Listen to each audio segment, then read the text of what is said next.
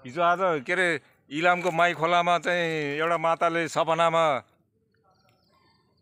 पाथिभारा माताको 5 कन्या देवी सपनामा देख्नु भएर बगरमा खनेर उत्पत्ति हुनुभयो भन्ने कुराहरू सुनियो। त्यस्तो कुरा सुन्दाखेरि एकदम मन खुसी भएर आउँछ। हाम्रो पनि यहाँ एउटा मन्दिर छ के, यो हेर्दाखेरि ठ्याक्क ठुलो ढुङ्गा छ यहाँ, तर यसो हेर्दै राम्रोसँग हेऱ्यो भने हात्तीको जस्तो छ के ठ्याक्कै। अनि यहाँ कालिका थानी माई छ, हाम्रो वर्षमा 2 चोटि जात्रा लाग्छ। अब यो जात्रा कहिले रे मामा? अब यो आउने 17 गते यहाँ जात्रा चल्छ के, यहाँ पूजाआजा हुन्छ, जात्रा हुन्छ। यो हात्तीको जस्तो छ यस्तो, अनि यो ठुलो ढुङ्गा छ के।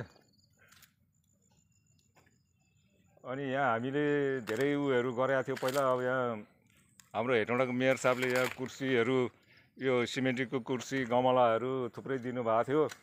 अब यहाँ बिरुवा सिरुवा हामीले रोप्यो धेरैचोटि, एकचोटि त 35वटा बिरुवा म आफैले ल्याएर पनि रोप्यो। कति राम्रो बनाउँछु भनेको, अब सकिएन, अब के गर्ने, अब यस्तै छ यहाँ। अब भोलि पर्सि अब यो कति गते रे, कति गते भन्नुभयो?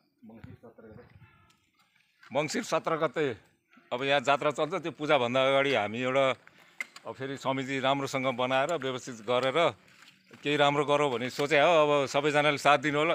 खास गरी विदेशमा बस्ने हाम्रो जति पनि हाम्रो टोलबाट विदेशमा बस्ने साथीभाइहरू हुनुहुन्छ, दाजुभाइहरू हुनुहुन्छ, अलिअलि सहयोग गर्नु पर्यो हजुरहरूले पनि। अनि के अरे यहाँ ठुलो रुख छ, 2-3टा रुख सुकिसकेको छ, त्यो ढाल्ने भनेर प्रोसेसमा कुरा चाहिँ राखेको छ। अब कहिले हुन्छ अब त्यो बिस्तारै होला। यो जात्राको लागि चाहिँ अब हामीसँग केही पनि छैन होइन त। उहाँ पुजारीजी हुनुहुन्छ हाम्रो मूल पुजारी, उहाँ पनि बिरामी सन्चो हुनुहुन्न।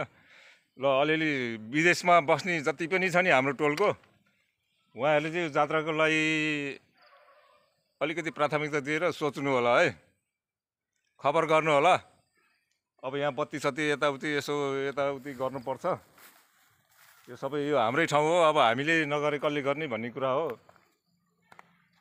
ल मैले चाहिँ तपाईँ विदेशमा हुनेहरूलाई चाहिँ जति पनि हाम्रो टोलको हुनुहुन्छ नि, उहाँहरूलाई चाहिँ मेरो अनुरोध है, केही सहयोग गरिदिनु होला। यसपालि जात्रा चाहिँ अलि राम्रै गरौँ भन्ने सोच बनाइरहेछ।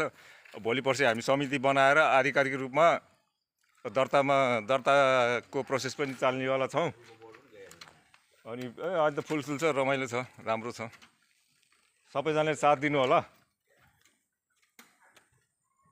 अहिलेलाई यति भन्दै पुजारी मामा, पुजारी बाजे के छ भनाइ?